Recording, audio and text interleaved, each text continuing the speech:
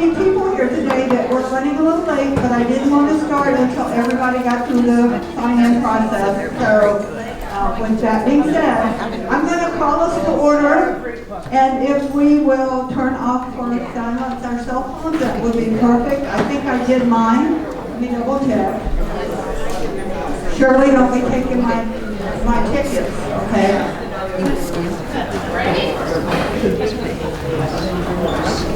So, Sue tells me I have to pound on the gavel. So we're in session. Thank you so much. And welcome everybody. So our next slide. So welcome everybody to this meeting of the Democratic Women's Club of the Villages. So how many of you are here guests and here for the first time? Raise your hand.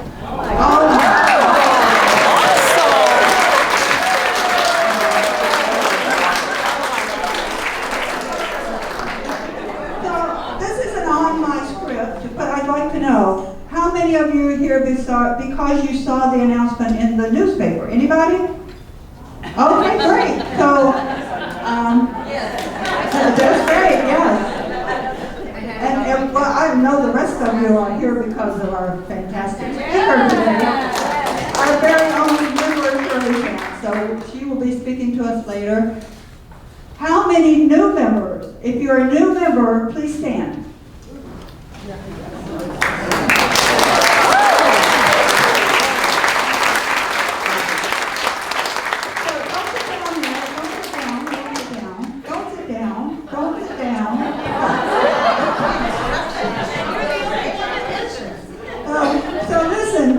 I do know that we love to talk. I'm your world's worst. But I'm going to ask each of you, we'll start here. Just tell, so that we'll all know your names now that you're members, and tell us your name, where you moved from, and what village you're in. And if you keep it very short, we hope not to go too far over today. So if you'll start here, we'll work our way around the room because this is amazing. Hi, I'm Margaret Navoski. I moved from Chester Springs, Pennsylvania, which is outside Philadelphia. Go Birds. I live up in Santiago, and I love it here. Hi, I'm Elsa Connor, and I moved here 16 years ago from Iowa. What village? Oh, I'm in the village of, wait a minute, Piedmont.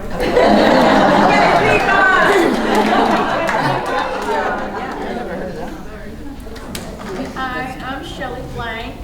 I moved here 18 years ago. I'm from Miami, and I live in the village of Duval. I'm Muriel Pinero. I moved here 21 years ago from New Bedford, Massachusetts, and I live in the village of Winifred. I'm Terry Xavier. I moved here from Massachusetts 16 years ago. I'm very fresh, and I live in the village of Sable Chase. I'm Ann Troops. I live in the Philadelphia Vista South. I'm a snowbird.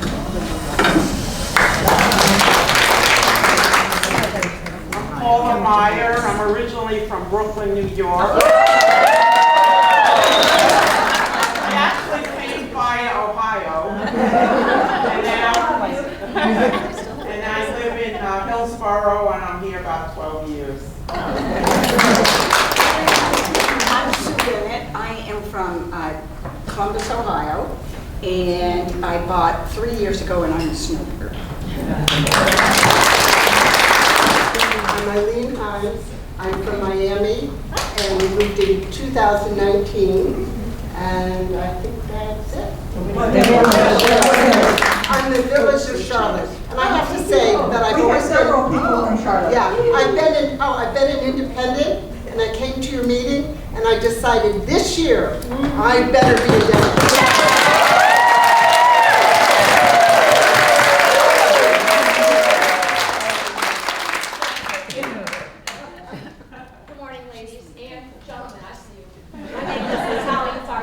I'm from Detroit, Michigan.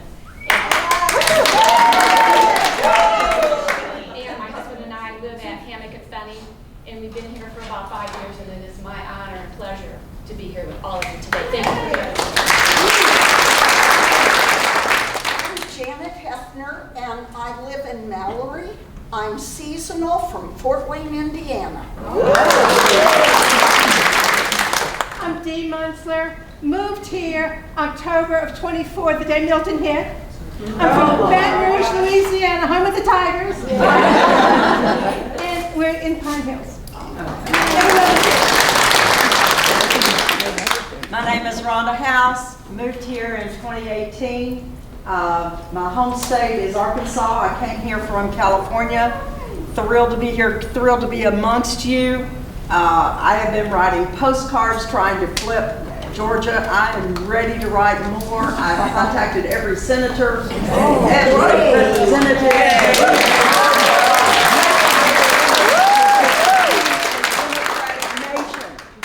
I'm so thrilled to see all of you here. Village of Piedmont.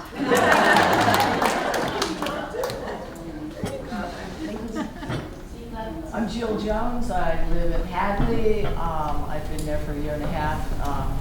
And then I was a year and a half in another village, but I moved here from St. Pete. I'm Debbie O'Brien. I moved, I'm sure I'm the only one in this room. I moved from Santa Fe, New Mexico in 2022, which is extremely liberal, and I was in total shock. I was independent, and I found out that I better register Democrat.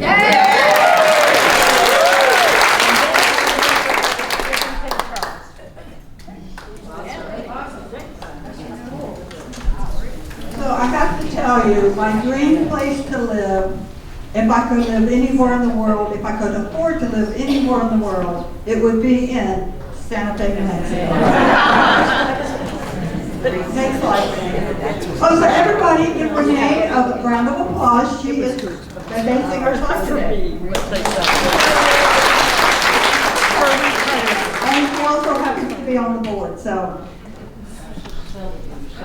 last month, we honored Renee Nicole Good, and we said her name, and we thought that might be the last time we'd ever have to do it. Sadly, it's not, but hopefully, this might be the last time we have to do it. So, if we could please say his name, Alex Preddy, together. Alex Preddy. Say his name, Alex Preddy. Say his name, Alex Preddy. And so, I don't even know what to say about this. So we're going to take a moment of silence. But what we want to do is not just remember Alex, and I never can remember if she goes by Nicole or Renee, but I know her brothers call her Nene. So, but we want to think about all of those people that are suffering because of what's going on in the immigration policy of this country today. So if we could just take a moment of silence, just to, reflect on whatever your heart tells you.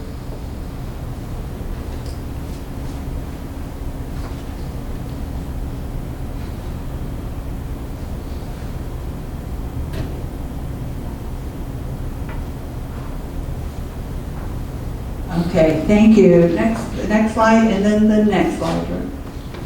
So hopefully you won't have to advance for a few more slides. So I don't know how many of you knew Barbara Lacchiato. She was on our board for 2024 to 2026. She was our corresponding secretary. Barbara was the most kind, loving, generous person, just one of those that I've known in my lifetime. And she died on December, we think, on December 31st. The really sad thing about Barbara's death to me that just it makes me so sad is that she died alone at home. And it took them a few days to really find her. And her good friend Shirley, who happens to be with us today, contacted us to let us know that Barbara had died. So we appreciate Shirley for that. And these are just going to scroll through as I talk about Barbara. She and her husband Paul here from the Boston area, and I don't know exactly when. And I'm sure when they came here, they thought they had many years of great retirement together, but then Paul died suddenly. And so one day, our founding mother, as we call Shirley Newman, met Barbara and talked to her and convinced her to come to our club. And Barbara always, she found so much love and affection here, and like-minded folks that she could talk to and be herself with. And so we're going to miss her. I can't even tell you how sad I was. And so with that being said, what I'd like to encourage all of us to do, if you're single, living home alone, please make a contact. I have a friend in this room, and I'm not going to call her out, who has a commitment with a 95-year-old woman in her neighborhood who is a friend. They contact each other every day to make sure that they are okay. What happened to Barbara should never have happened. I just feel so bad, it just makes me almost want to cry. And so, many of you don't know, Barbara had another side to herself. She was an actress, and she was in a, let me put my glasses on. She was in a music video, and it was called, and I was going to run it, but it really is a 5-minute video. I was surprised. And so the music video was If It All Goes South. And it was just a story of a love story, or a get to know you story that didn't really move into the love part, but it was just the cutest thing. And then she was in a documentary, and so she was named the Documentary Star of the Month in 2021 by the Documentary magazine for her role in Some Kind of Heaven. So if you want to go out and see Barbara in her video or in her documentary, it was If It All Goes South, which was really a cute video. And then the documentary was Some Kind of Heaven, which was actually about living in the villages. So there's lots of information about her online. So we're going to miss Barbara. We loved her. She just made such a difference in all of our lives. And I think you can hit the go button now. Okay. So Black History Month. We all know that this administration is trying to do away with Black history. But you know what? We're not going to let them do it.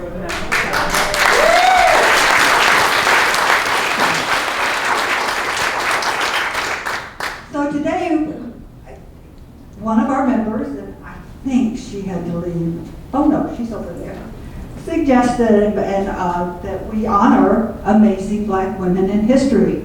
So that's what we're going to do. Now we all know that there are thousands and thousands of amazing Black women who have made a difference in our lives and in our country. So, but I had to choose, you know, there's Harriet Tubman.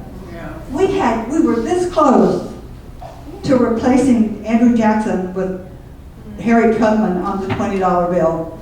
But Barack just got out of office before he could make it happen. And I sent Joe Biden an email, and I said, Joe, I know you're really busy, but if you have time, could you please make sure Harriet Tubman gets on that $20 bill? It didn't happen. So we have Rosa Parks and Mae Jemison, who was the first Black woman in space. Who knew? You know, they don't teach us this stuff in school. And Shirley Chisholm. Think about Shirley Chisholm, the first Black woman elected to Congress and the first to seek a major party's nomination for president. And there's a documentary out on her that is very, very good. So that's just some. So next slide. So we all know these two women. I'm not going to spend, I have notes to tell you about them, but you know who they are. And they need no introduction as far as I can tell. Every time I look at this picture, I'm just inspired. I really thought that when Barack Obama was elected president, that we were on the move in the right direction. And honestly, I blame Barack Obama every day for what's his name? Then why I don't want to say his name. He's one name I don't want to say. Because I honestly believe that Barack Obama hadn't made that joke about him in that press thing and embarrassed him so bad, he might not ever have thought to, well, he might not have ever run. But, so anyway, next slide. Most of you probably know Ruby Bridges. Ruby Bridges is still alive. Sometimes people say to me, well, that happened so long ago. It doesn't really affect me. Ruby Bridges is still alive. She turned 70. She's younger than I am. Don't let me say that. She turned 70 this year. She was from Louisiana, and she was the first child to desegregate the William Grant Elementary School in Louisiana. And she was selected to attend based on her displayed intelligence at just the age of 6 years old. I just can't. Her life story is so inspirational. And I think about her and the other students who went through this terrible time in their lives. I can't even imagine what they went through. So I'm wandering, and I can't do that. So Toni Morrison, you know, Toni Morrison won 2 Nobel Prizes, one for literature and one for fiction, and they are banning her books today. They are banning her books today. It's just sad. So next slide, please. So I have to tell you, I never heard of these women until I read and watched the movie Hidden Figures. These women have made, I can't even imagine what would have happened to the space program without these 3 women. They did amazing things. And so we should celebrate their lives. There are all, I think Katherine Jackson might have been the last one of them to actually die. But they just made such a difference in our history. And it's just sad that I had to learn about them in a movie. And so the same thing goes for the next slide.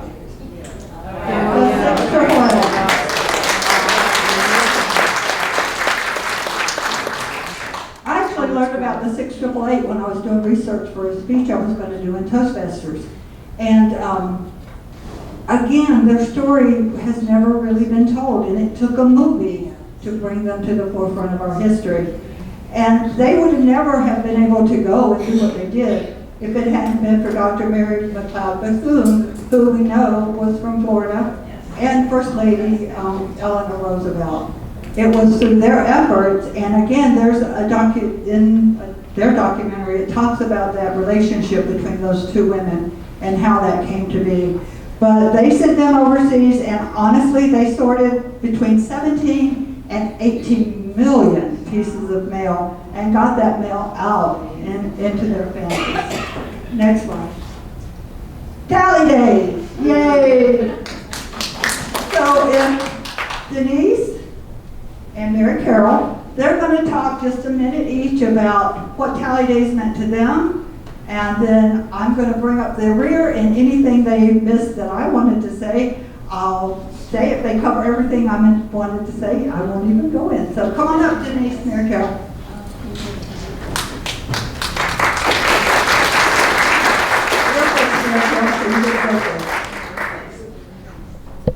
I'm actually going to cheat and use the lectern holder next. Tally Days was the first time I had ever gone to our state capitol. It's the first time I had ever gone to a committee meeting. Tally Days experience was 3 days. Day 1 was what I think of as the energy day. That day when we arrived at the hotel, which was hosting the women that were attending, you could hear the roar of women talking. They were energized, they were engaged, they were laughing, and that was my very first impression of Tally Days. This lovely, exciting energy. Second day was all about education.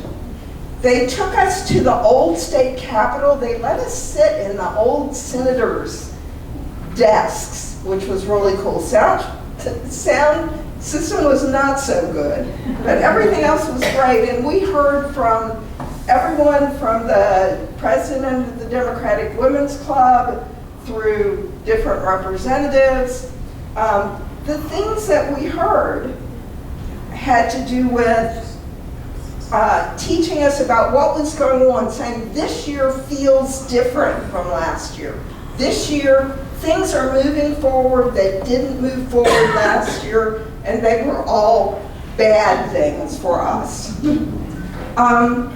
For example, Rich Templin and Karen Woodall talked about the property tax, the movement to try to remove the property tax, saying it's done for two reasons: to grab headlines and to benefit the financial backers of the Republican Party.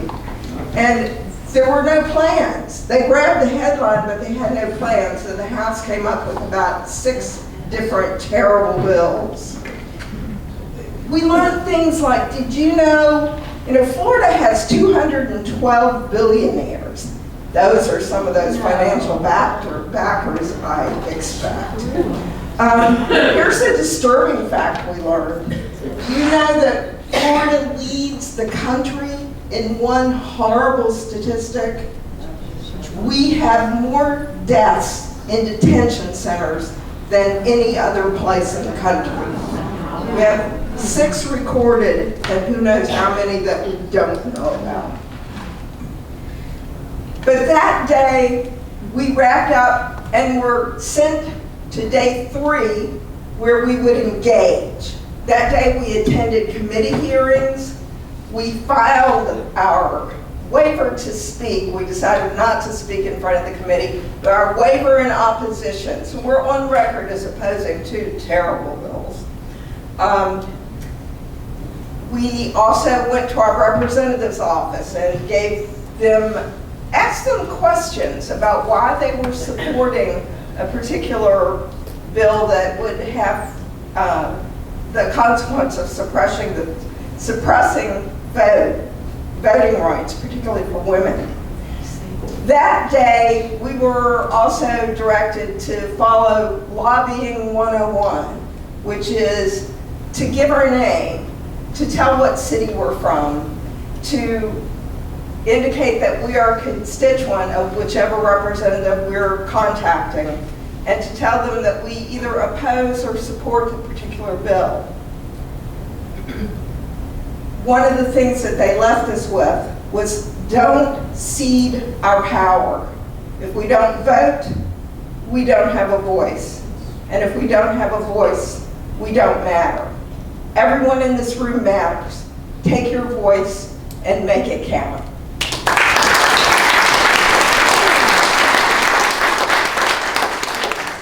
don't know if I can expand on that, but has anybody else been to Tally Days or been to the Capitol and sat in on a meeting? It's so amazing. It's so impressive, especially when you sit there and they're given, first they start out with giving people, what, a minute to speak, and a minute, boom, is gone, right?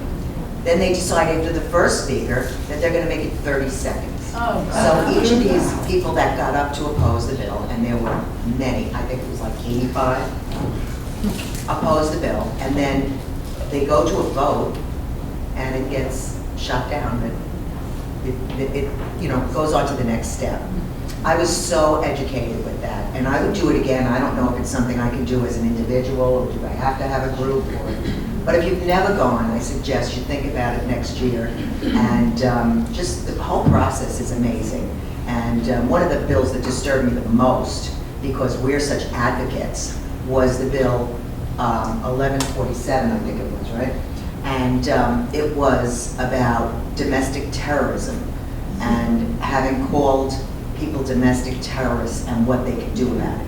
And if you speak in a college against the government, you will be expelled and face legal, ramifications. Also, us as, when we go out and peacefully demonstrate, if we have a sign that offends Donald Trump particularly, we can be arrested. We can be considered domestic terrorists. So there were other takeaways, and very interesting. And I don't know if everybody gets the email with the blue alerts. I'm telling you, don't ignore them. read them and make those phone calls, even if you want to make them after hours, if you're uncomfortable talking, just do it, because it matters. Even though these people got up and argued for such horrible bills, you know, we need to have our voices on record that we oppose them. Anyway, thank you for the opportunity to attend. Thank you.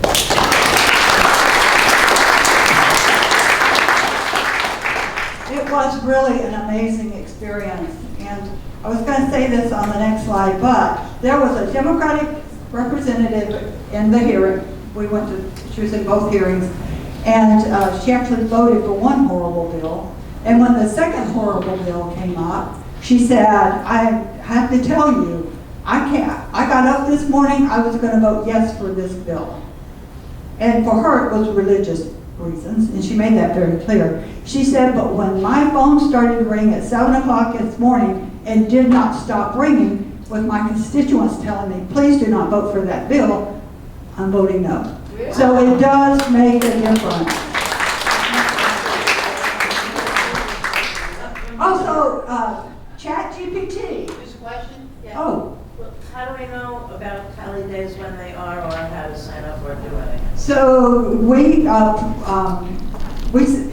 everyone should have got, so when you get emails from the Democratic Women's Club of Florida, make sure you open them, because they send emails to everybody with the information, and we actually talked about it a little bit in here. So, but they're pretty good. I make a conscientious effort not to send you guys more than 2 or 3 emails a month, and they do the same thing. But when there are bills that need to be action taken on, then go ahead and read those emails. And they did send out tally days, and I honestly try not to duplicate their effort, because I know you guys don't want to get 10,000 emails. So resistance. Oh no, go back. Sorry.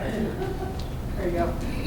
So ChatGPT did this for me. I told it I wanted the word resistance.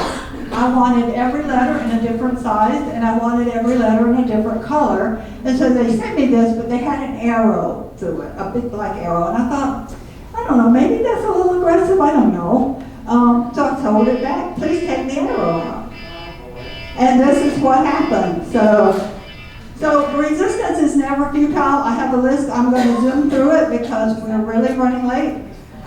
So Trump says he's going to retreat from Minnesota. Let's see if that happens. But that didn't happen because he lost Minnesota. That happened because people were pissed off. The grand jury decided not to indict. You're good. Yeah, you're good. Not to indict Mark Kelly and the 5 other Democrats. The Secretary of War, the South, he can't penalize Mark Kelly. So just one more thing, because this one was important. You know, Trump required, we have the President's House, which is where the first 2 presidents actually lived before the White House was built. And Trump went in and had them take everything out about slavery. And the court just told him he has to put it back. So.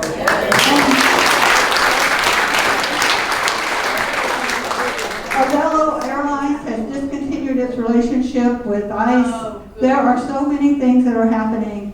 I wanted to leave you with some happy thoughts and not just depressing things. So that is all I have for right. Oh wait, no, there's one more slide. Denise, you need to come to the treasurer's report real quick.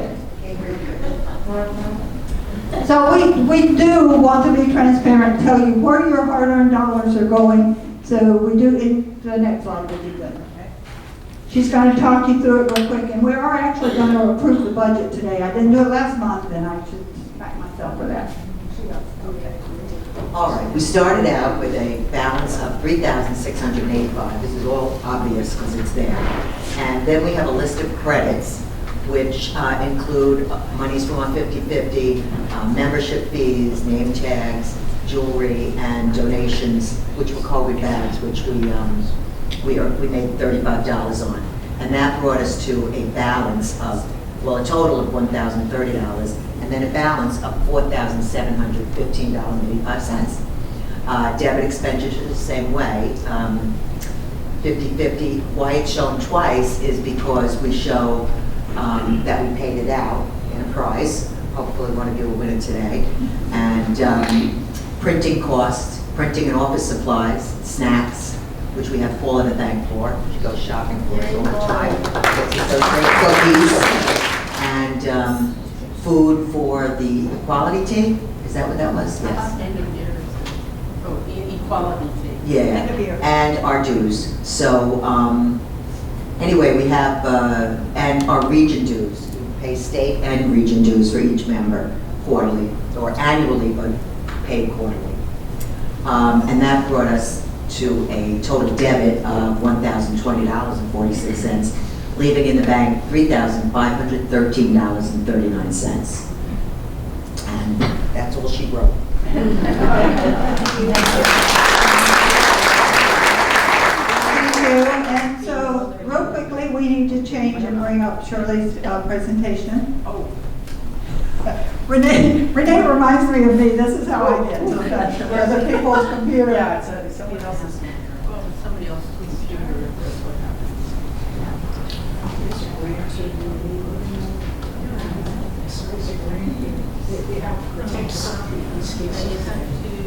So Shirley, you may have to come over and make it bigger.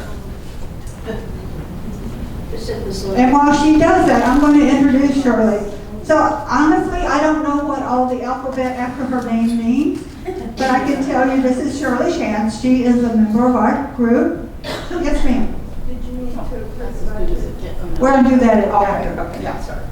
Yeah. That's as big as it gets. So Shirley has, here's her alphabet: EDD, MSN, BSN. The only thing I really know is what an RN does. So Shirley's had a long career as a nurse with many hats, mostly involving women and children's issues. Her last two positions, and I was amazed, we couldn't possibly list them all. She was the Associate Professor of Nursing at Barry University in Miami, and she was also the Director of Nursing Education at the National Association of School Nurses in Silver Springs, Maryland. So she's now retired, but she's still active. So please help me welcome our speaker today.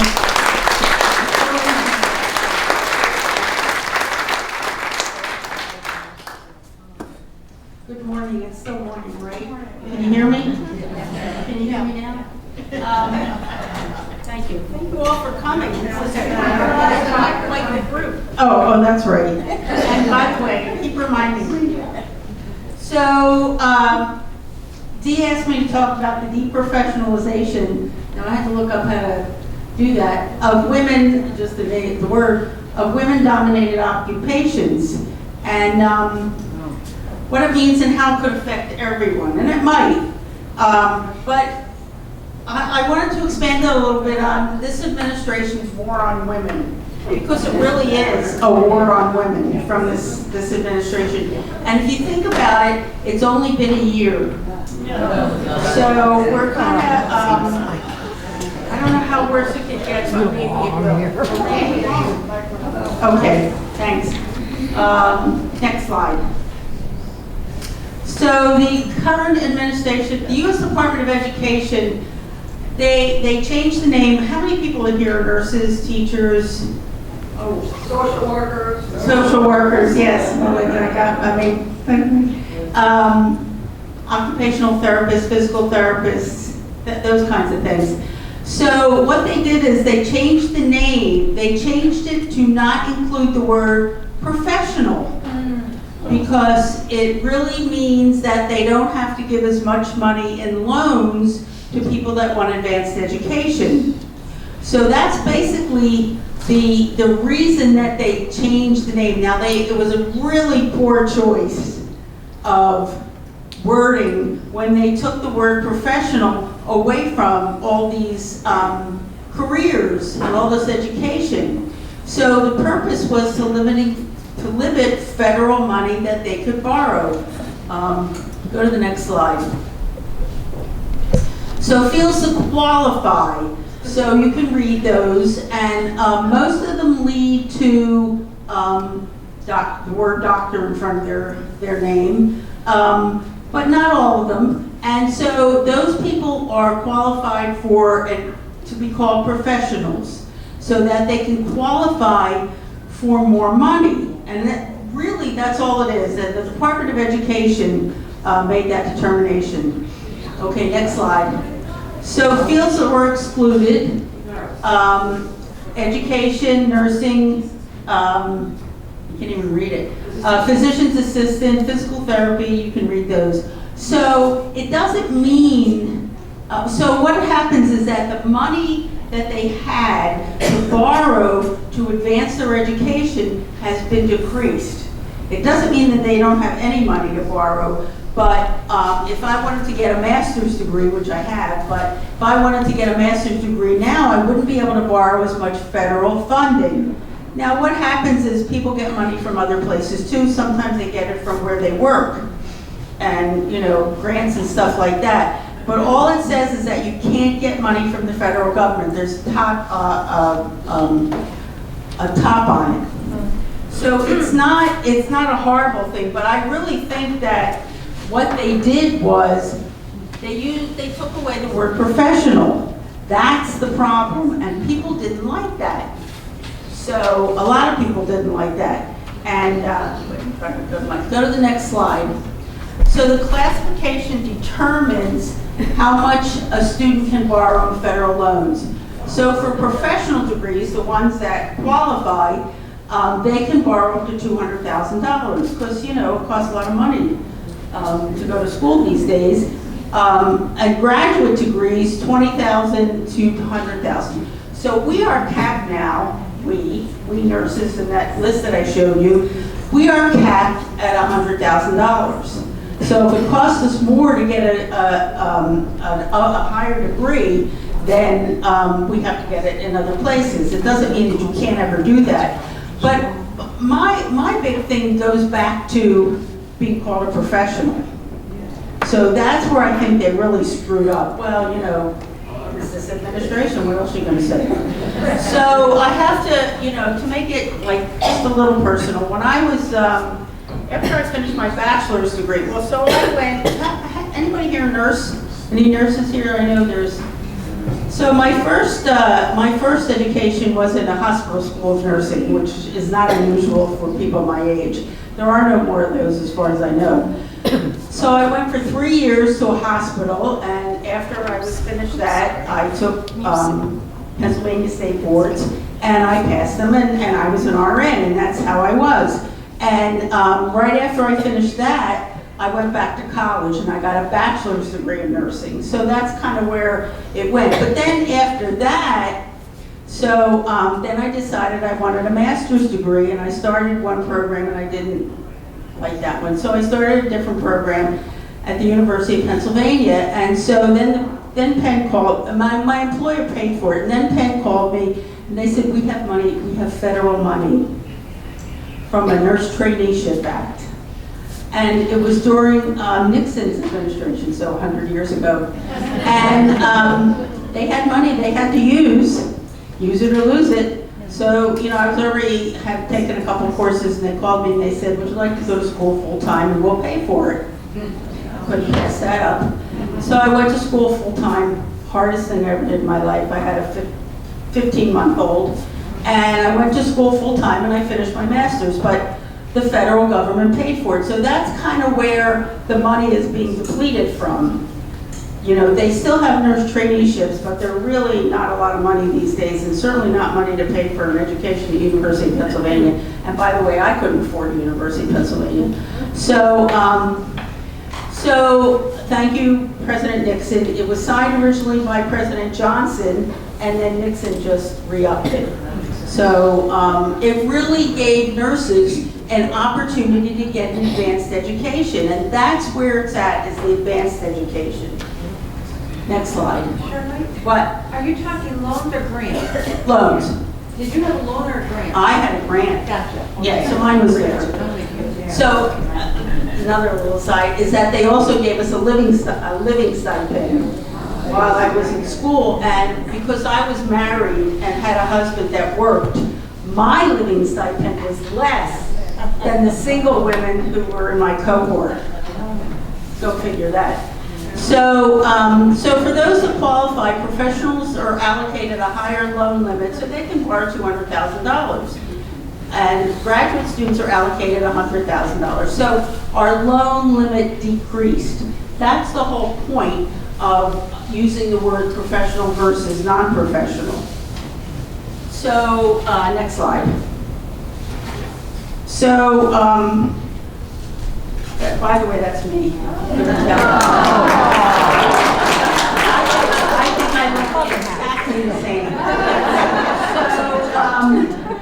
So we'll just use nursing as an example. So there's probably no more hospital schools of nursing, and they did that so that they could hire people afterwards, and they had their own, you know, little group of people that they could hire. And after I graduated from my nursing program at the hospital, I worked there, and then I went to school, and I worked and went to school, which was my whole life, working and going to school.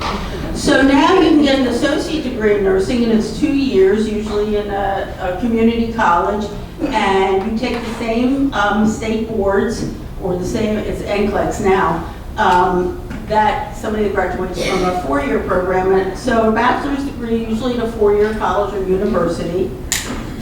A master's in nursing degree includes nurse practitioners, and I'll get to that in a minute. There's a doctor of nursing practice, which is called a DNP, which really is what most people are going, what most nurses are doing now, is DNP, because it's a clinical doctorate. It's a clinical, it's not, the PhD is an academic degree, and my degree is in education. It's not a nursing degree. So, but it is a degree, and paid lots for it. Nobody gave me any money for that. So, but mostly what nurses are doing now is they're getting what's called a DNP. So you may see some nurses now that have doctorates, and a lot of them are going for a DNP. So, and that's about the limit now. There's also, I did want to mention a little bit about the difference between nurse practitioners and physician's assistants. How many people here use nurse, or their primaries or nurse practitioners, or they see NPs or PAs? Wow, a lot of us do. And the Villages Health, you know, they're more and more are using NPs, and I guess some are using PAs. So NPs are nurses, nurse practitioners, and it's usually at a master's level. So once you finish nursing a bachelor's degree, then you can go to a master's degree and you get a nurse practitioner. There's the university will give you a degree, an MSN, and then you will take a test that will make you an advanced nurse practitioner. Okay, so. All NPs are nurses. Okay, got that? PAs may or may not be nurses.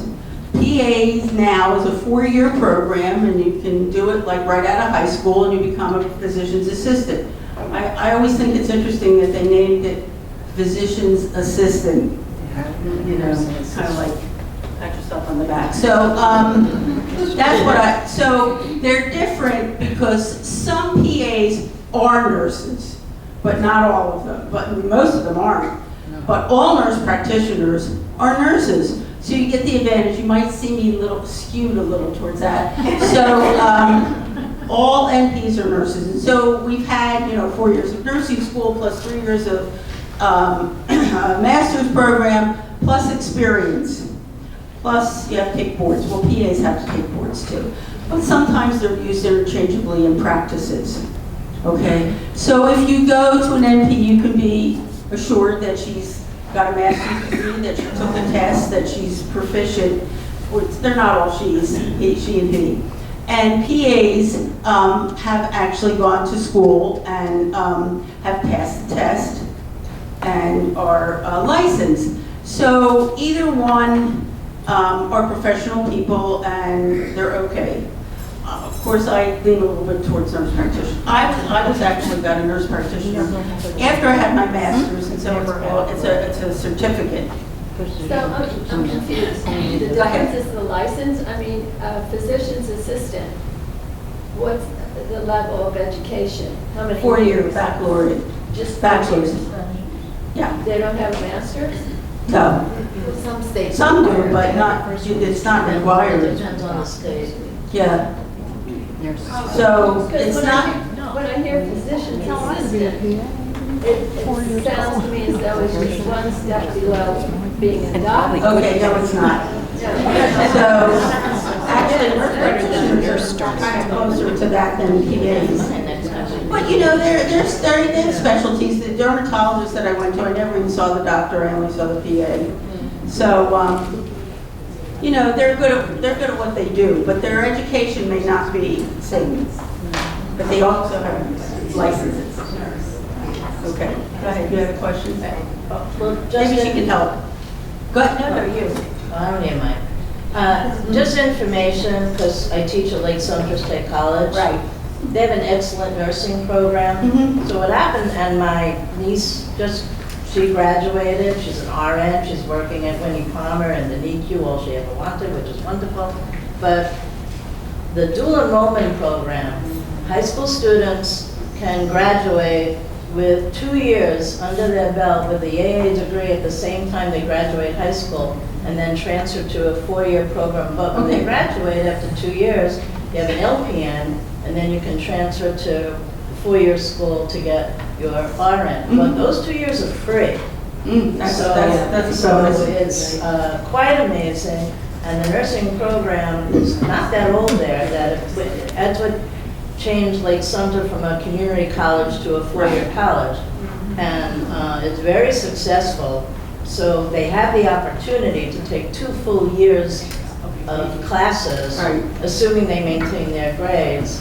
And they do clinical, you know. That's good. And he's worked in the hospital like the whole time she was going and had all the clinical background. But that is available. And it's more available now in more colleges, and they reach out with liaisons to the local high schools. Well, so you bring up a good point that there's different ways to do the same thing. And I think that's, you know, for some people that's a great opportunity that they can do that. 2 years free, man. I mean, 2 years of free community college. I mean, I respect community colleges, don't get me wrong, but you know, what I say about community colleges, one needs a heartbeat. High school, school districts. But you know, you got to get through the classes.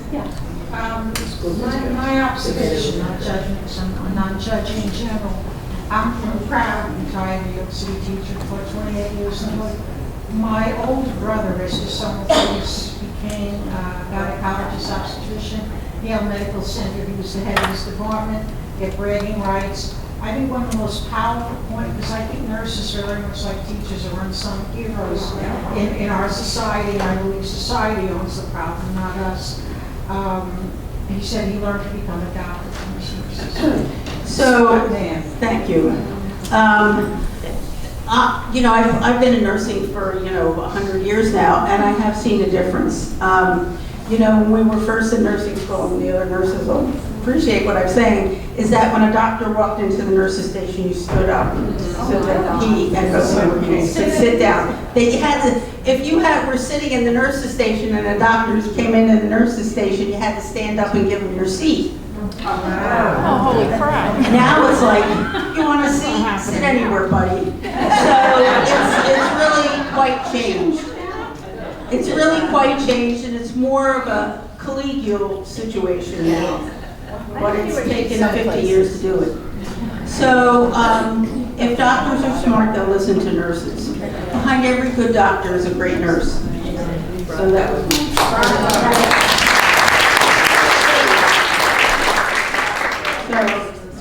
So NPs, PAs, they're all fine. They've all taken it. They've all got education. They've all taken tests. They've all taken licensing exams.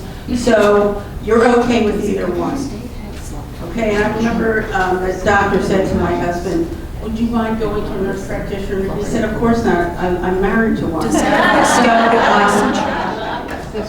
after I finished all that, my son said to me, Mom, you have enough letters after your name.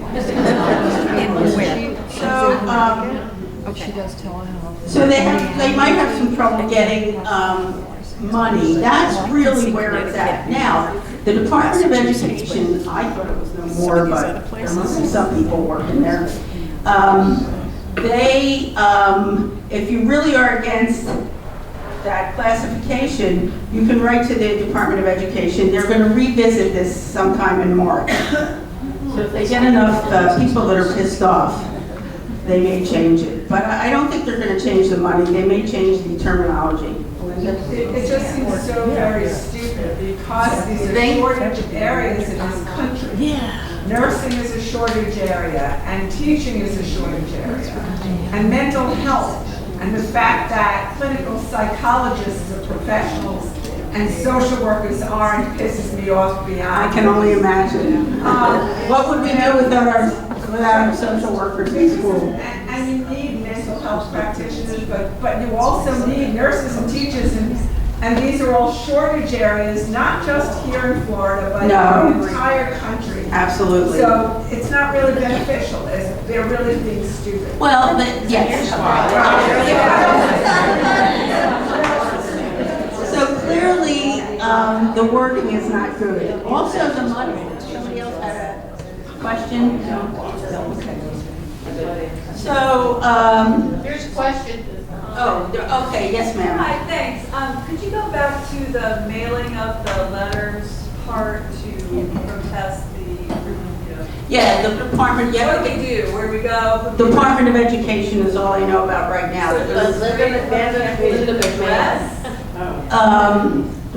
Well, you just look up the department, Google the Department of Education and contact them. Okay, so no, specific. I just want to make sure. Okay, so what we can do is, if you don't mind getting one more email, and you'll promise you'll read them, Shirley will get the information to me and we'll send it to you. Okay. And we know that, it helps when you do that. So nurses, where'd you go? Okay, so rural health is, some of the hospitals are already closing because of Medicaid. We'll mention that. And there's already a shortage of doctors. So there's a shortage of doctors, a shortage of nurses, a shortage of social workers and clinical, people. And all these people, and yet now they're going to take away money from them so they can get advanced education so they can actually help your children. Go figure that. So, as I like to say, healthy, educated, safe children. What a concept. So, next slide. Is that fair, Kevin? What? Yeah. Okay. So the American Nurses Association, which represents all the nurses, you don't have to be a member, and they still represent you. So the American Nurses Association celebrated that nurses have been ranked the most trusted professionals in Gallup's annual poll for the 24th consecutive year. Does anybody know what year they weren't number one? Come on. We were all around. 2016. No. Got to go back a little further. Okay, when I tell you the year, you'll know why. 2001. Okay? 2001, the World Trade Center. Then firefighters and police were number one, the number one trusted. So, but then it went back to nurses. So nurses are the most trusted because, we don't make a bazillion dollars. So clearly we're not motivated by finances, by salaries. So obviously, the ANA has strongly opposed the recent degree status. Boy, are they against. So go to the next slide. So, I'll just read this even though I don't like doing that. Nurses are waking up to headlines saying our degrees might not be professional enough, as if years of study, sacrifice, sleepless nights at the bedside don't count. It's painful in a way only nurses understand, to give so much of yourself and still feel underestimated by the very systems you hold together. But hear this, no definition, no policy, no federal document gets to decide our value. Nursing is a profession, a demanding, brilliant, deeply human one, and nothing about this change reflects the truth of who we are. So, as far as I'm concerned, we'll call ourselves whatever we want. So, next slide. How long does it take for an average person to become a nurse? Answer, average people don't become nurses. Anybody that's been in nursing school knows it's grueling. It's really grueling. Okay, next slide. So, Representative Jen Higgins of Virginia, she's an RN in Virginia, she said, at a time when our nation is facing a critical nursing shortage, we should make it easier, not harder, for people to become nurses. So she's a nurse practitioner, and it's the same for other health professions. I mean, you know, the Republicans all talk about, you know, when there's a shooting, mental health, mental health, mental health, but they don't put their money where their mouth is, that's for sure. So mental health is very important, but, you know, that's a long-term. That's long-term. Short-term is a little bit different. Okay, next slide. So one of the other things, so my point in this was to talk a little bit more about, in the last 12 months, how this administration has tried to demean women. And that's the only way I know how to put it. And if you look at it, not only do they take the word professional away from women, and mostly female occupations, but there's other kinds of things too. And if you look at them all together, the whole objective is to tamp down on women. You know, like we're not half of the society. So obviously, the end of Roe v. Wade, mifepristone, which is the abortion pill, which has been around for decades, and it's fine. And they've done a lot of research about it. So when they tell you we don't know what's in it, or, you know, nobody's ever done any studies, wrong. So mifepristone works. It's non-invasive. It's pills. You take it and you abort the contents of the uterus. Let's call it that. So the morning after pill, which is in the Affordable Care Act. Who knows where the Affordable Care Act is? You know, we'll talk about that a little bit. They also wanted, well, it's still available in Florida. That's where if you think you got pregnant the night before, you can take the morning after pill and you will dispose of the contents of the uterus if there are any. So also defund Planned Parenthood. No, so the federal government does provide some money for Planned Parenthood, and I actually worked at a Planned Parenthood. And we saw girls, we actually saw some boys too, and they come in for health checks and they come in for birth control. And so defund Planned Parenthood. No federal funds go to an organization that provide abortions. That's what they're trying to do. Has not passed yet. Federal funding is not provided for abortions. But what the government wants to do is take away all federal funding for any place at all that provides that service. So that would be defunding Planned Parenthood. And Planned Parenthood doesn't, you know, I mean, they're a big organization. So, and they provide a good service. So they want to take all the money away from Planned Parenthood, but no federal funding goes for abortions, okay? I want you to all remember that, so when some right-wing person says that, no federal funding, okay? Goes for abortions directly. And Planned Parenthood, like 3% of their funding goes to abortions. Most of their funding goes to prevention and health care. So, where do we go? It just does that, huh? Yeah, it goes to so they're doing all kinds of stupid stuff. HHS, you remember them, wants to compel states to report detailed data on abortions. No, we're not going to do that. And that 2025 wants to promote a life agenda. Okay? And No cats. Huh? No cats. Children. They want us to have children, but no cats. No cats? Oh, no cats. Okay, so I don't know about that. Oh, they want us to have a lot of children, but only white children. Yes. I've been accused when Sharon and I say when I'm using inflammatory language. I'm Just not. speak up. You turn loud. Can't hear you. Okay. And when they compare, I call them the current outfit in the White House, I won't use his name either, to Adolf Hitler or a slave catcher, the similarities, it didn't, with Hitler, it didn't start with the camps. And what he's doing now is how the Nazis, how Hitler started. And we all need to be mindful of that, and I think it's, in my observation, it's very naive to say it couldn't happen here, because if you look back and you learn your history, at that time in Germany, most Germans were extremely highly educated people think Albert Einstein. So it's not that they didn't know what was happening, that was bogus, and that they weren't educated. What you have is a lot of folks, and I'm not being judgy, observation, choosing to be bystanders instead of upstanders and doing something about it. And I really think, and we got to get the youth involved, we've got to stand up as Americans and say, no, we're not going for this anymore.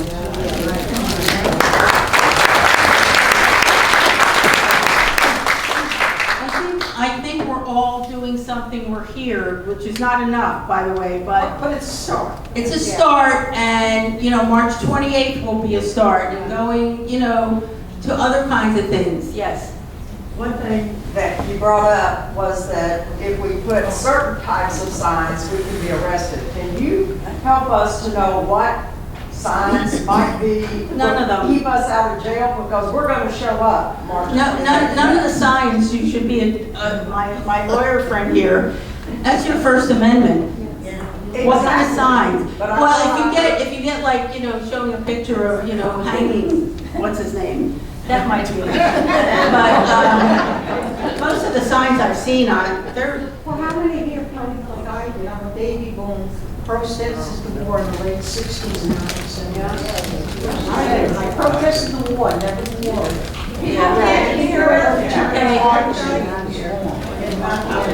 Okay, go ahead, Tim. My friend here says that it's on college So earlier you campuses. had said something about if you had a sign that was anti-government or anti-Trump, at the beginning.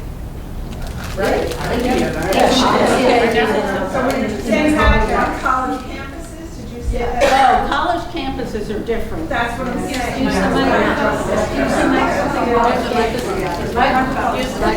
College campuses are different. College campuses are a little bit different. So it is also, if they get federal funding, college campuses, then every college gets federal funding. I taught in a private Catholic university and they got federal funding too. But that was 100 years ago. What? Speech, and your right to a peaceful demonstration. Well, I don't know. It's like When I shows up on a it's college probably campus, my lawyer friend says it's probably unconstitutional. But that doesn't mean that you can't be. I mean, a friend of mine was telling me this week that parked out front of his house. He thought it was ice. I said, no, it's probably just intimidation. Was a black SUV with black windows. I've seen them here. And they parked in front of his house for 3 hours. I've seen them here. So I said, well, they have you pegged, but I said, are you flying that flag upside down again? He said, no. So, that's intimidation. I don't think it's ICE. I think it's local intimidation. I think it's, neighborhood intimidation. But who knows? I said, just don't walk out with anything black in your hand. So, anyhow, I think that some of that's, happening. You can always say it's free speech, and yes, it's free speech. But that doesn't mean that they won't harass you about it. And so that's where the aggravation comes from. Probably you won't end up in jail. Maybe. Okay, go to the next one. Okay, so women in the military.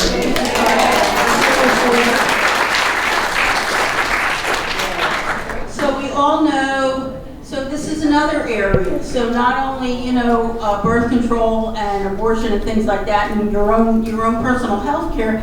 So now it's affecting the military. And as far as Pete Hegseth is concerned, he'd like to get women out of the military completely. So I don't think anything's been done recently, but women have been in combat forever. I mean, for decades. So, and they have to pass. They have to pass, the physical, and they have to be able to do stuff. So, they're just as qualified as men are, maybe more. So he doesn't want women in the military. And he eliminated I don't know much about this. He eliminated the Defense Advisory Committee on Women in the Services. Terrible name. So what will happen? It's the same thing with teachers. It's the same thing with nurses and social workers. People look at this and they say, I'm going to try something different. why would I want to go into the military if they're going to treat me like crap? So, you know, that's where it's at. So not only are the people in the military, I don't know if you want to say anything special, not only are the people that are already in the military, but it really detracts from people probably joining the military. And so here we are again. Next slide. So workplace, remove gender and sexual orientation in federal regulations. So now, you know, they've allegedly removed all the DEI stuff, but we'll get back to that. And you can only use your biological sex assigned at birth. Okay, so, you know, the LGBTQ people are being affected. All right, if you can't be trans, and the military doesn't want trans anymore, and the military won't pay for any health care related to being a trans. And how many people know anybody that's trans? So it's really kind of a heart-wrenching kind of thing as far as I'm concerned. I have a family member. And so it's really, really a difficult thing. And so, you know, so people in the military, so it's detracting from LGBTQ people wanting to join the military. So our military will be affected, our teachers will be affected, our nurses will be affected, our social workers, our healthcare. I just want to add something. I was listening to NPR, and it was really fascinating when our president was here formally. If you were trans in the military, the only way you could stay in is if you had a formal diagnosis of gender dysphoria. Okay. So all these people that felt like they were fine with who they were went just to get that diagnosis so that they could stay in the military. Now that same diagnosis that they got here, 48 years ago or whatever, is what's getting them thrown out of the military. And it was just so disheartening to hear these people speak. Because they said we didn't have gender dysphoria. Right. We were fine with who we were, but we went to do that just to stay in. Because that was the qualification. Oh, wow. That you had to have a formal diagnosis. So now, anyone who has that diagnosis is being thrown out. So I just thought I would throw that out. Yeah, that's a little different. Isn't that sad? He wants to be a king. It seems to me that the Democrats don't frame it very well. Don't what? Frame the issue very well. Because we need to have a price tag. You throw out all these people, what does it cost? $500 million if you train these people, now you have to replace these people. That's right. We ought to have dollar tags next to all that. That's a good point. Gotta hit him in the pocket. Yes, Thank you. Thank you, that's a good point. Same thing with what? The immigrants. Oh, absolutely. You know, to keep them in prisons when all these big companies Well, are making a fortune off of that. Yeah. But what did that solve as far as nickels and dimes, dollars? People don't care as long as they're out of That's it. what we money here. Yes. You're right. You're right. I think the same. So, The Democrats don't fight. And that's what they need to point out. okay, so we're going to move on. The boss said so. So they're trying to roll back pay equity. You know, women only make like 70 to 80 cents on every man that makes it, that's the dollar. But they're trying to like make that not important.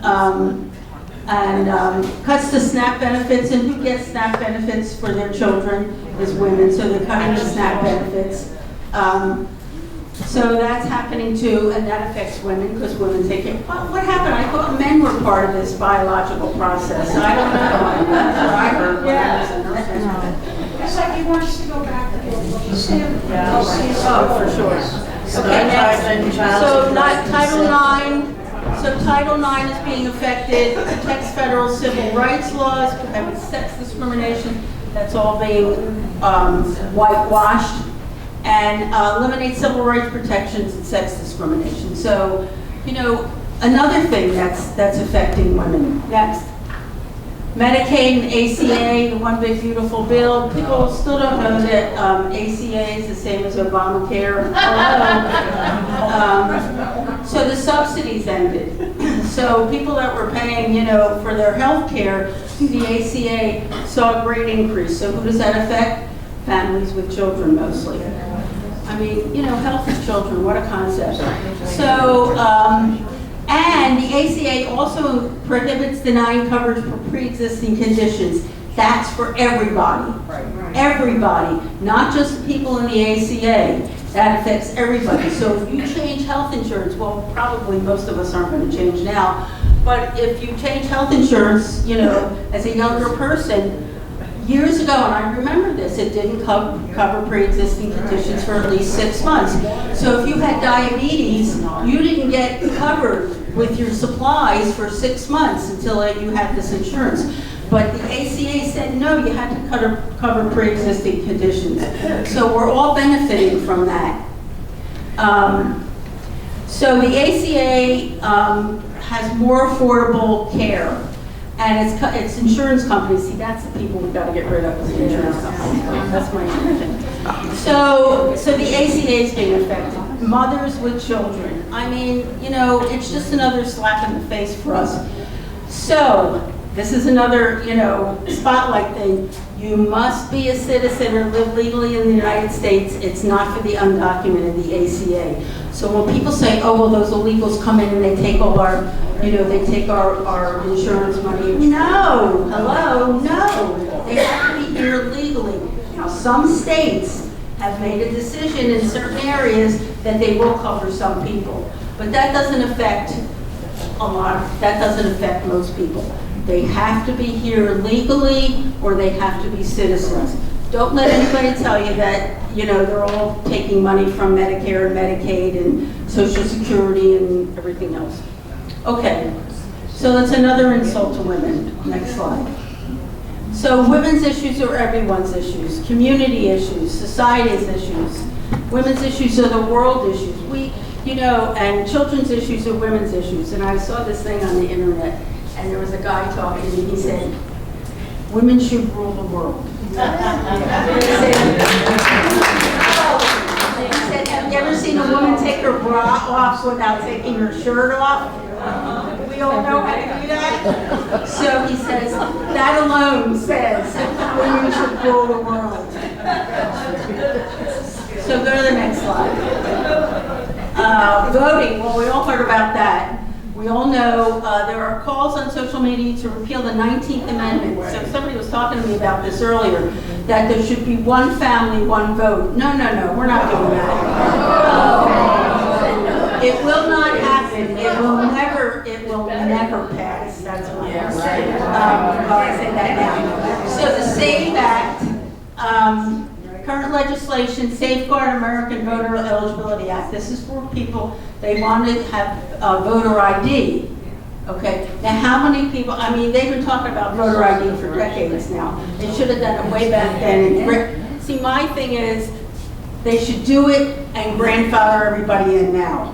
If you register to vote now, you're done. But for future people, you know, you might need to get your papers together if that's what they're doing. But women have changed their names. Everybody here have their original birth certificate, your marriage certificate, everything in the same place?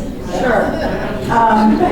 So you have to have, or those, some women didn't change their names, so they were the smart ones. So you have to have that documentation, and it's for registered voters. It's not for new voters. It's like next time you show up at the voting at the polls, you may have to show something that says that's your name. Vote by mail. Yeah, vote by mail, but that may not. Yeah, vote by mail. I'm a big advocate of voting by mail. Ma'am, should we really worry about that, because my documents are up in Michigan, the lower part of Maine.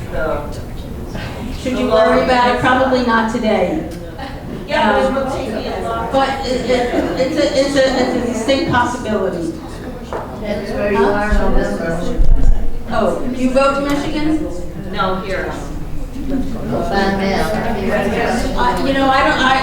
My crystal ball doesn't say anything, but I'm pretty sure that it may come to that. I mean, I don't know how to. Well, it has the House, it has Yeah, it has to go to the Senate. Can you clarify the bill? Hey, everybody, I'd like to understand, I have a maiden name and a legal married name.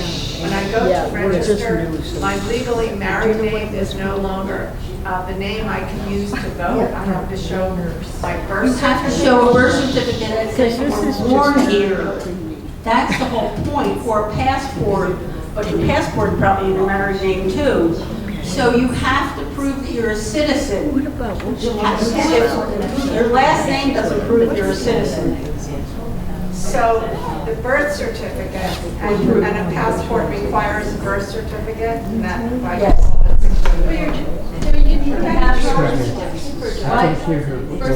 We need to move along. So, you may, not yet, but who knows what's going to happen. Well, I can't guarantee, but I almost am sure that if this passes, it's going to come to the courts. So, it'll come to the courts and it'll be pushed back for a while. So everybody's probably okay for this election, okay? Vote. Next. I think we're almost done. So we all know about Epstein. Again, a women's issue. Girls, women. Keep going. So this is my favorite. This is her legacy. I don't want to spit on her. So this is one of my favorites. There are not enough words in the English language to describe Pam Bondi except for despicable, hateful, malicious, cruel, detestable. This is her legacy. This is what people are going to remember. This is going to be in the history books. She's supposed to get this far. So that was the okay. Next slide. So the Department of Education backed down. I wanted to end on good news. This is it. So, Department of Education backs down on unlawful directive targeting educational equity. In other words, they wanted everything about DEI taken out. But they backed down because people were protesting and people wrote them and said, don't do this, and they rallied and everything. So they had a directive that said educational institutions could lose federal funding if they continued DEI practices. And people that are on campuses, that they get federal funding. The schools get federal funding. So if the students are promoting DEI, they can take federal funding. The government can take federal funding like they've done with Harvard, and they did it with the University of Pennsylvania, and some of the schools have caved. But the Department of Education can back down on it. And I don't know how actually that's going to, show, but they're not going to take federal funding away if the students.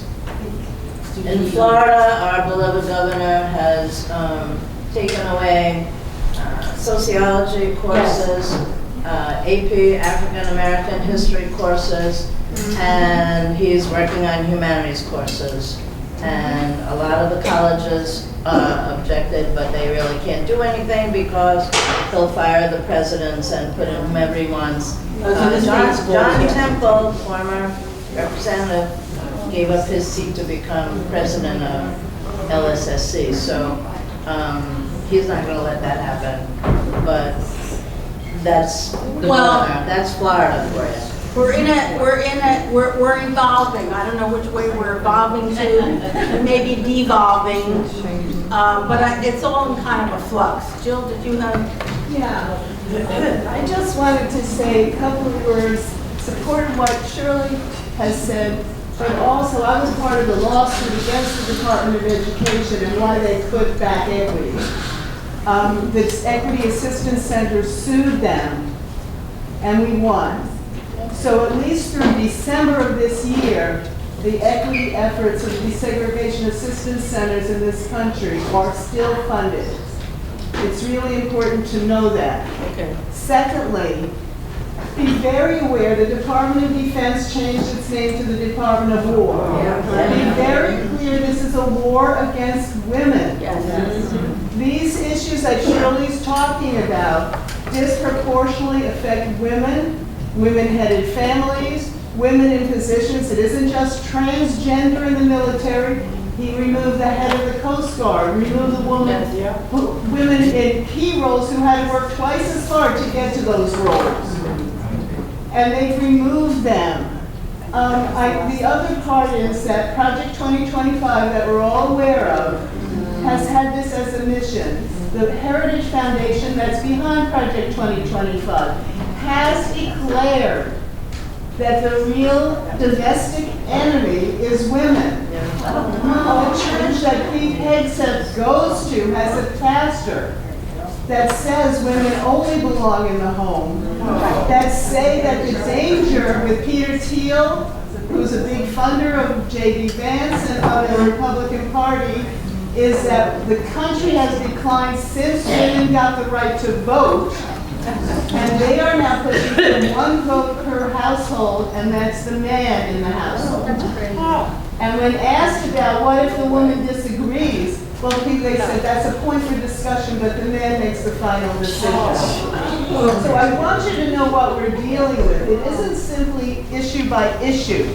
It's a global perspective of what women's roles are, what men's roles are, because a lot of us love men who are very gentle and nurturing and help care for kids, and who cook and do all the things, and do the things that we want partners to be doing.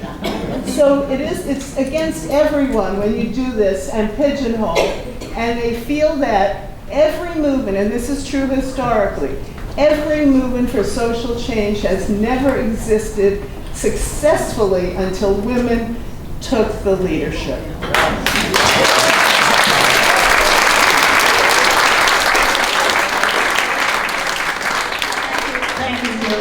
Succinctly, they're coming after us at every angle.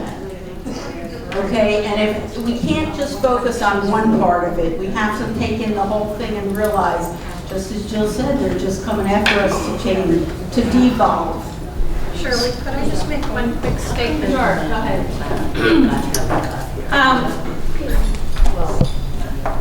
I guess a lot of you are probably depressed after listening to a lot of this. And the question is, what can you do?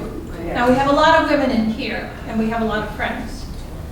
One of the things that you can do to stop some of these things from happening is write an email, copy that email, send it to your representatives in Congress, in the Senate, send it to Moody, send it to Scott, send it to Webster. That's a very easy thing to do. It's going to take you 20 minutes. I sent 8 emails out last week. Keep it short, 2 to 3 sentences, because they're not going to read any more than that. And you can protest in that way because they have to count them. That's what you can do right now. Do you think the emails are more effective than the phone calls? I think they're both effective. Oh, No. okay. No. So, you know, that they just count them. That I've done lobbying advocacy in DC when I worked there. And one representative said when he gets 6 to 10 calls or emails, they consider that a groundswell. So, you know, people say, well, you know, I'm only one. The one is important. So calls, they just tally them up. And there's the 5 call app that makes it so easy. Yeah. There's also resist bots. So being here is good. Going to the next thing, emails or calls. Going to the next thing, rallies. Going to the next thing, writing postcards. I mean, it's all part of it. So you do, or you can just, if the only thing you want to do is give money, do that too. So there's always something you should do. It's just like Michelle Obama said, do something. Yeah. Thank you.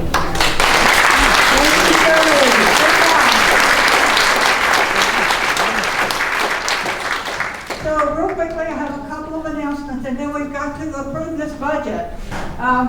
Before you leave, the folks in the back are asking that if you need a receipt and your 2026 labels, they will have them as you walk out the door. Just stop by their table. International Women's Day. Dorothy, are you still here? I'm still here. Dorothy's looking for volunteers to be greeters. Greeters. I volunteered. Good. I need about 4 to 6 greeters. 2 weeks from today, Laurel Manor, 3 to 5 o'clock, International Women's Day. We hope to fill up the room with over 200 people. And we've been promoting it here, so If you've got some time, I volunteered this morning, so sign up, they need your help. The budget. So, you've had a few minutes to look at this. You've got the 2025 expenditures on the left. We did this so you can see what the difference is this year. And what we're proposing this year is on the right. And so we just it's a budget, it's a guess, it's our best guess as to what's going to happen this year. And part of it, and I'm not going to read it to you, you can see it. You know, we've increased our fundraising a little bit, our donations a little bit. We're hoping to make a little more on the 50-50 raffle. Hopefully everybody that participated today. The big thing on this budget next year, or this year as opposed to last year, is last year they canceled tally days. So we spent no money on tally days. This year, we sent 4 people to tally days. We only budgeted for 3. So 2 of us roomed together so that we could stay within our budget. So I thank Mary Carol for that. But we have, so that's not last, we didn't pay that last year. So that's the reason that discretionary funds is less this year than last year. Let's see, what else did we do? So the website, we do pay the website. We pay $300 a year. Well, this year we're paying $220. You know, I don't know, Jim Miller has been doing that website for us for several years. He's a friend of us. And so he gives us the family and friends discount rate. But I think at some point, I increased the budget just in case he should say, I need a little more money this year. He's the one we took up funds for last year when he lost everything in one of the storms. And he could not be more grateful if his life depended on it. We do have to send $10 to the state for every membership, and we have to spend $2 to the region for every membership. So does anybody have any questions? We are really running late today, so does anybody have any questions about the budget as you look through it? So, I move we approve the budget. thank you. Any discussion? All in favor? Aye. Any opposed? Great. Okay, so lunch is at Bell Lake. We have 25 people signed up. They will have a 50-50. Oh, thank you. Just have somebody pick the number on your way up. Just anybody. I know, and company you have so much, and they're always different. That's, and if nothing else, I try. Our winner is 163-040.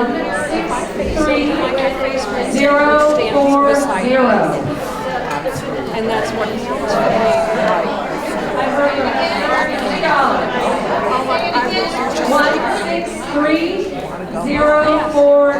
163-040.